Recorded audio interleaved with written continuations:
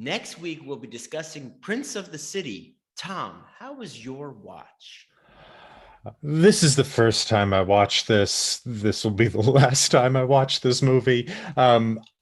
Sidney Lumet is a weird cat, man. I mean, like, there's movies of his I really love. Like, you think of 12 Angry Men or Serpico, or he did that wonderful version of Long Day's Journey into Night with Katharine Hepburn. It's great.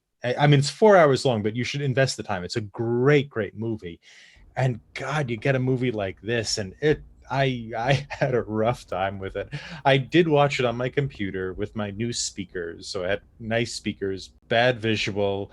But I this movie was kind of grueling to get through. And I think part of the problem is like just because something isn't is morally ambiguous doesn't mean it's more interesting. Like moral ambiguity on its own is not a very compelling idea. He's kind of a bad guy. He's kind of a good guy. We could say that over and over for 3 hours and really not build on that idea. And also the performance is really weird. Treat Williams's performance. I don't know what you guys think, man. It's a real like swinging for the fence every time he's on screen, and this dude is never off screen. So yeah, you can imagine his lats were probably very tired by the end of this performance. Steve, how was your first watch? From a nostalgia standpoint and a genre standpoint, loved this movie with the possible exception of the length. I understand they were, they took the book and made it the screenplay, and I think they should have condensed it. Could have done the same thing in less time. But I'm a huge fan of these movies. So think now. Remember, at this time, between being 13 and 20 years old, I watching French Connection, Bullet, The Seven Ups, Taking of Pelham 123, Serpico, Fort Apache, The Bronx, which is a movie a lot of people forget about. It's a The great Dirty movie. Harry movies, yeah. Dog Day Afternoon, these other ones. So I actually, I was shocked that I never saw this movie. It slipped by me. Anyway, um, I I liked it. That moral ambiguity constantly. I'm a big fan of allowing myself to feel sympathetic towards someone who I really shouldn't be feeling sympathetic. Right? Classic, struggle when watching movies about criminals and things like that and corrupt people.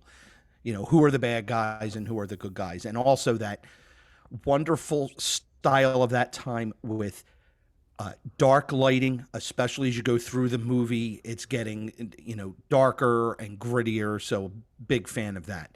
Um, uh, so I was drawn to that general theme of really trying to decide, whether the main character, right, wavering back and forth as whether I'm sympathetic or not sympathetic, and the weirdness. It's really interesting you brought that up, Tom, because that weirdness is something I'm drawn. I like that weirdness.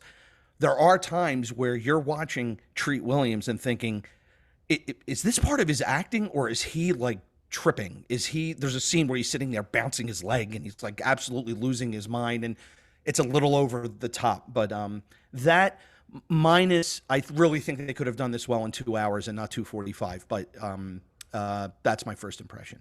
How was your watch, KJ? I really liked it, guys. I hadn't heard of this movie before Nick recommended it.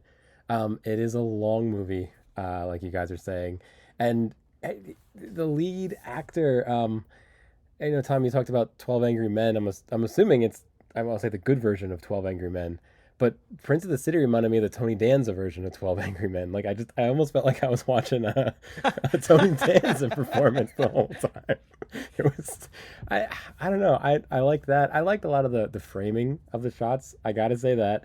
Um, I don't know if I could have sat through it in one shot. I definitely broke it up. It was a fun movie of a bunch of everybody's Italian, all the cops, all the cousins, everybody. Uh Gus is Jew. Gus is Gus, Jewish. okay, we got an exception there, but even Gus was kind of Italian. I know Italian. Do you mean a New Yorker? Well, and yeah, Philly and New York Jews are quasi-Italian. I mean, that's, they're in the same, But yeah, no, audience, I encourage you to go find this film. I really enjoyed my 3 hours with it. How about you, Nick? So by recommendation, really all I did was pick a random film from this New York Times Top 1000 Films to See list that I've been going through. So I had never seen it before either, even though I brought it to the show. Surprisingly, I bet you some of you thought I probably wouldn't have enjoyed it because it's super long, but somehow it did keep my interest. And I don't even know why. I almost feel like they were filming like a whole series of like Law and Order, but just decided to put them all together and make it a movie.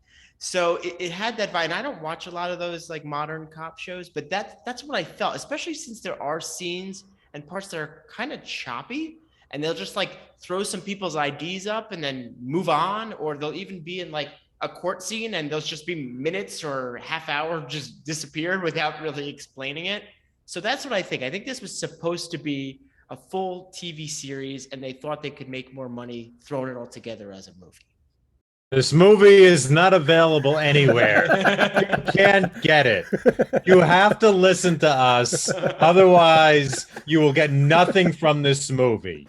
But that was a Thank pretty you. good impression of the movie. We'll tell you about it. You don't need to watch it. It'll be a lot shorter. It'll be better for you. Just Except for listen. Tom's B-side, which is 5 hours long.